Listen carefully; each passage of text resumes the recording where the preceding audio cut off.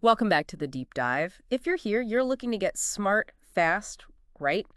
To really understand complex topics without, spending days reading. hmm And today, we're tackling a pretty intense subject. Oh, The organized crime group known as Dead Man Incorporated, or DMI. exactly.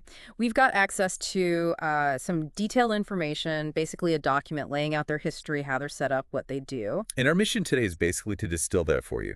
We want to give you a clear picture of this group from its, frankly, surprising start right up to its current influence. Yep, a concise but thorough understanding. So let's just jump right in. Where did DMI even come from? Because the origins are, well, they're something else. They really are. So the information points to it being founded around the year 2000. And get this, inside the Maryland prison system, specifically the Department of Public Safety and Correctional Services. Inside prison. Okay, hang on. Yeah. The key names associated with the founding are Perry Rourke, James Sweeney, and Brian Jordan. So not on the streets, plotting in some back room. It starts within the system itself. That's counterintuitive, isn't It it? absolutely is. And it gets even more complex. Perry Rourke, one of those founders, apparently had connections with the Black Guerrilla family, the BGF, Huh. a major player in prison gangs. Okay. And the story goes, Rourke actually got permission from the BGF to start DMI. The initial idea was supposedly to unite the white inmates. Permission. So it wasn't like an immediate rival gang popping up. It was almost sanctioned. That's wild. It tells you a lot about prison politics. It really does shed light on those internal dynamics. Yeah. And from that point, DMI grew incredibly fast. A lot of that is attributed to a guy named Michael Quinn and his recruitment strategy. What was the strategy? Hand-picking hardened criminals. Actually, it seems like the opposite initially. Quinn apparently went for pure numbers, just recruiting widely anyone willing to join across different facilities. No. Quantity over quality. Seems like it. And this was reportedly driven by James Sweeney, another founder. His belief was basically that big numbers meant strength, meant power, meant security for the group. Okay, so they're pulling in tons of members quickly. How do they keep that organized? What did the structure look like inside? Well, it was pretty hierarchical. Yeah. Right at the top, you had the supreme commanders. That's the founders. Rourke, Sweeney, and Jordan. Got it. The top brass. Exactly. Then, beneath them, in each prison where they had a presence, they formed what they called a unit. Ah, okay. So like local chapters, but prison by prison. Precisely. And each unit had its own leadership team. Commander, a lieutenant, a field general, sergeant at arms. They even had finance officers listed. Wow, that's quite formal. Sounds almost corporate or paramilitary, maybe. It definitely suggests a deliberate, organized approach, not just random violence. And then around 2007, they added another layer. Yeah, they created a position called elders. These individuals seem to have acted as intermediaries, directing orders from the supreme commanders down to the unit leaders, streamlining things, basically. Interesting. So they're adapting, refining the structure as they grow. Okay, they've got the people, they've got the structure. Yep. What were they actually doing? You mentioned they started with BGF's blessing. Right. So initially, our source suggests DMI was kind of working for the BGF, providing muscle, maybe, Yeah. running errands. Okay. But as they got bigger and stronger, they started offering those services to other gangs, too, targeting rivals, sometimes even targeting correctional staff. So they went from being an allied group to more like contractors, hired help for various factions? That's a good way to put it, yeah.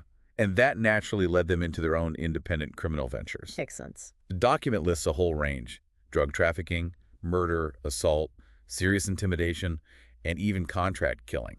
Basically hitting all the major organized crime activities. So a full portfolio of crime. It sounds like gaining power meant broadening their illegal business lines. Absolutely.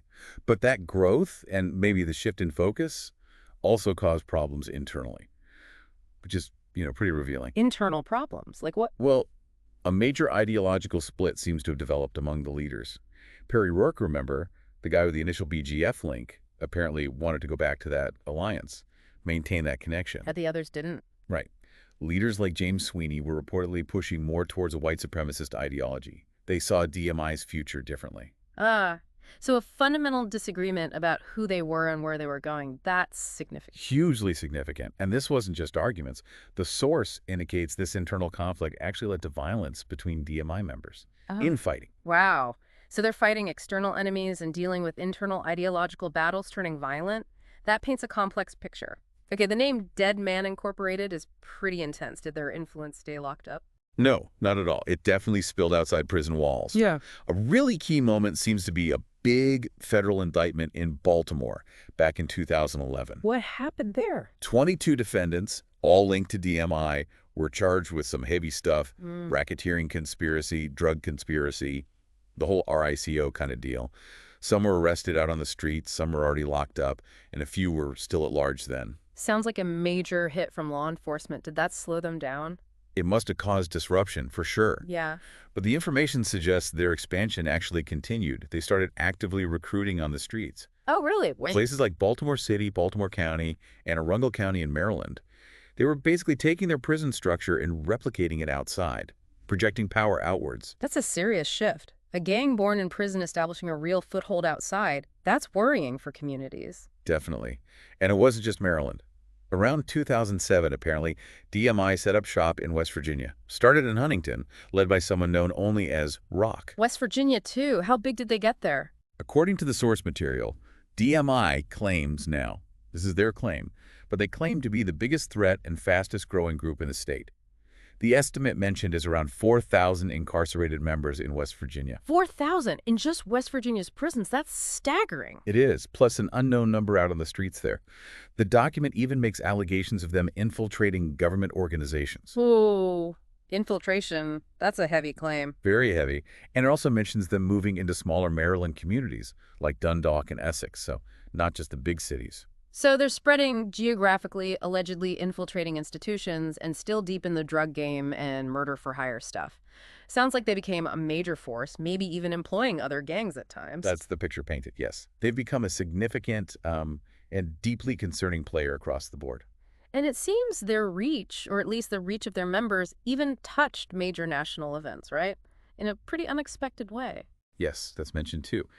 A specific DMI member, John Thomas Gordon, was actually sentenced. Got 6 months for his part in the January 6th attack on the U.S. Capitol. Wow. Okay, so that really drives home the point, doesn't it? This isn't just some contained prison problem. People connected to this group are out in society, involved in, well, all sorts of things, including major political events. It certainly underscores how an organization like this, born inside the system, can have these really broad, complex, and sometimes surprising impacts on the world outside. Okay, so let's quickly recap. We've seen DMI start inside the Maryland prison system, initially with a nod from the BGF, aiming to unite white inmates. That we looked at that hierarchy, supreme commanders, units, elders, a surprisingly formal setup. Right, and their activity shifted from working for others to a whole range of independent crime, drugs, violence, murder for hire. We also tracked their expansion, not just across Maryland streets, but significantly into West Virginia, with huge claimed numbers. And touched on that internal conflict, that ideological split between alliance and white supremacy leading to infighting. And finally, that connection of a member to the January 6th events, highlighting that wider reach. It's quite a story. From prison origins to alleged infiltration and national news. Absolutely. It's a really compelling and, frankly, disturbing case study in how organized crime can form, adapt, and spread its influence. It really makes you think, doesn't it? Given how DMI started and evolved, what does that tell us about power dynamics inside prisons and how those dynamics can bleed out into the wider world? That's a crucial question. Or maybe consider this. Yeah. How does that internal ideological fight within DMI, that tension between, say, pragmatic criminal alliances and a more rigid white supremacist view, how does that mirror or reflect some of the broader societal tensions we see playing out today? Definitely something to chew on. Lots to consider there about the lines between inside and outside and the ideologies that drive these groups. Thanks for tuning in to The Deep Dive.